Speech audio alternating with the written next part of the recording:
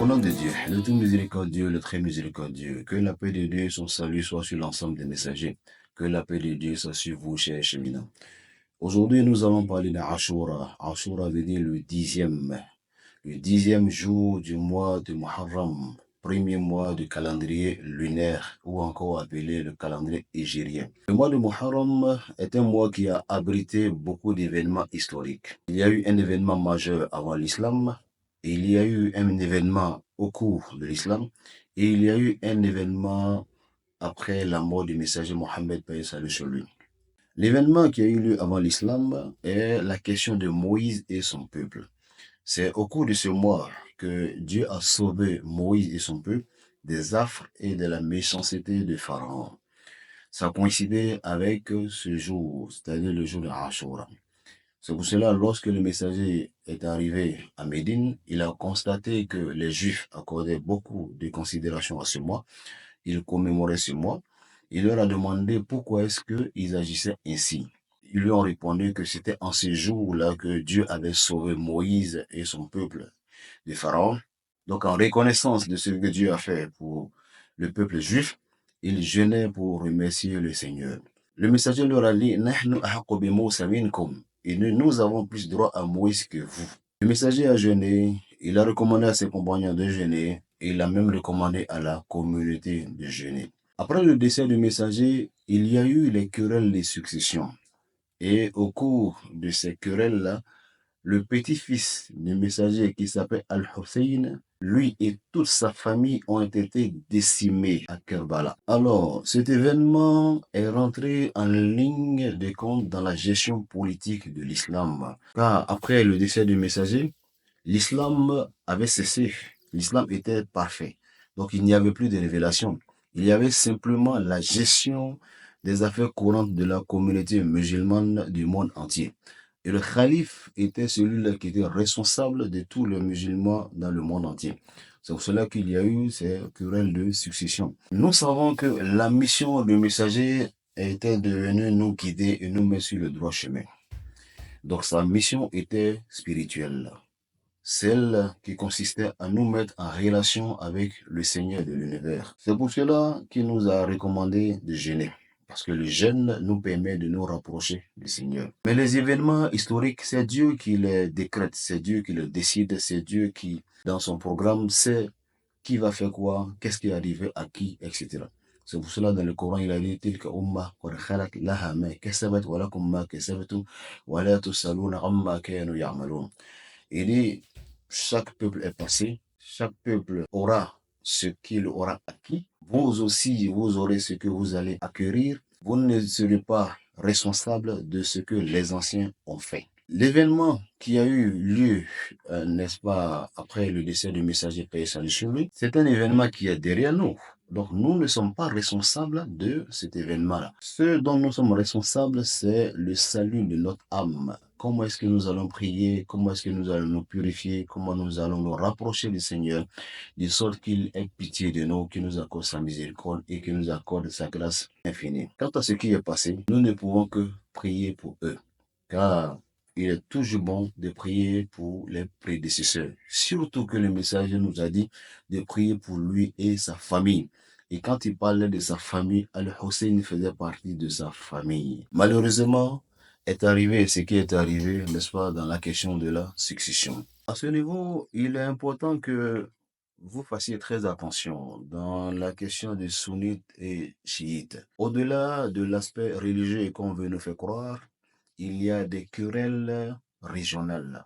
Parce que les chiites, dont la base est en Iran, sont principalement des Perses. Et les sunnites sont principalement des Arabes. Donc il y a un problème entre les Arabes et les Perses depuis longtemps. Même quand vous allez prendre la sourate 30, qui est la sourate des Romains, vous allez voir que le Coran a soutenu à un moment donné les Romains. Parce que les Arabes étaient en de bons termes avec les Romains. Donc, lorsqu'ils ont été battus, les Arabes étaient un peu affligés. Dieu a révélé un verset pour dire, ils ont été battus, mais bientôt, ils vont prendre le dessus. Quand ils ont eu cette nouvelle, ils étaient heureux. Les Perses ont évolué, ils ont accepté l'islam. Ils n'ont même pas tenu compte de cet aspect. Ils ont regardé au-delà.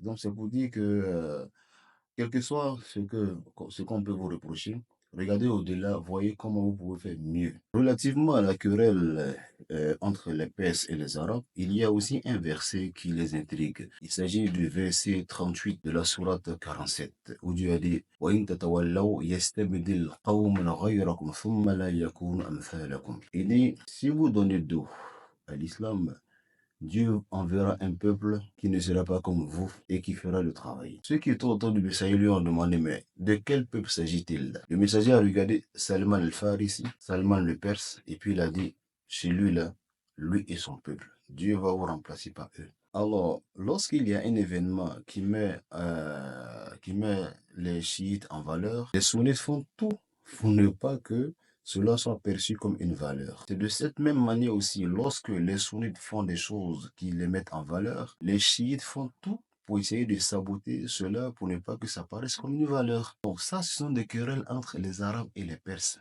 Nous, en tant qu'Africains, ça ne nous regarde pas, ces querelles-là.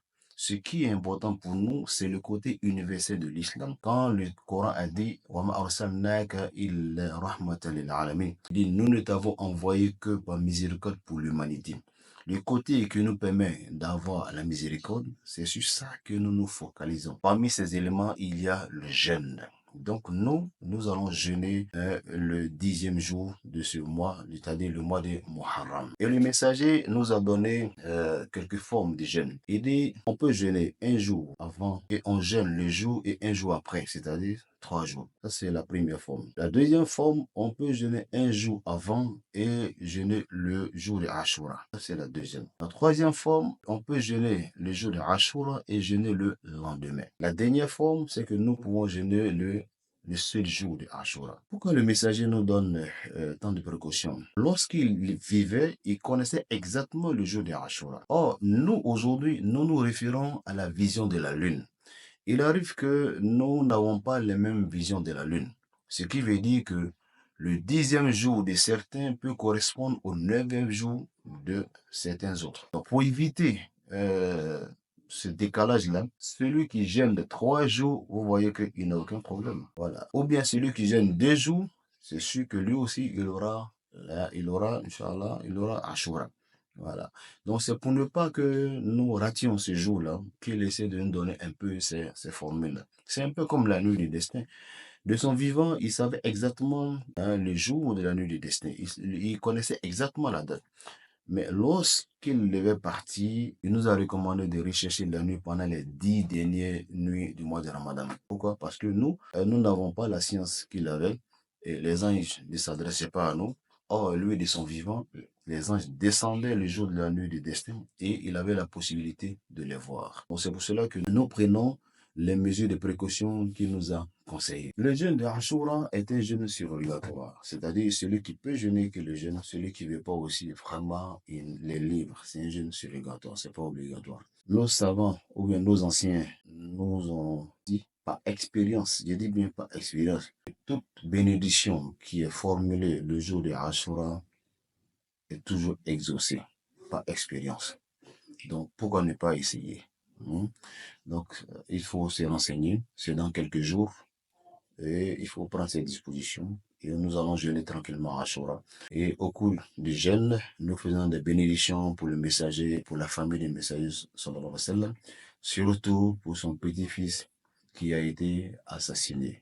Donc, nous prions pour eux tous, que le Seigneur les accueille dans son paradis, dans sa miséricorde, et qu'il nous accorde tous son pardon, qu'il nous accorde la tolérance.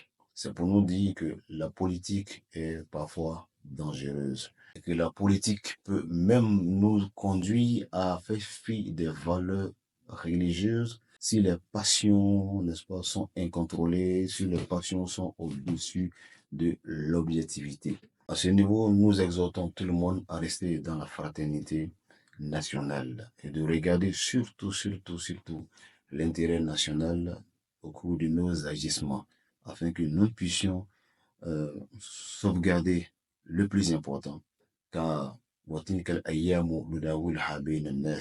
comme le Seigneur l'a dit, il dit que chacun aura son tour. Voilà. Personne ne pourra bloquer le tour de quelqu'un, car chacun aura son tour. Que le Seigneur nous guide, qu'il nous accorde des alternances pacifiques et qu'il accorde les moyens qui nous permettront de cultiver la paix, la stabilité et la tranquillité dans notre pays. Sur ce, que la paix de Dieu soit sur vous, chers cheminots.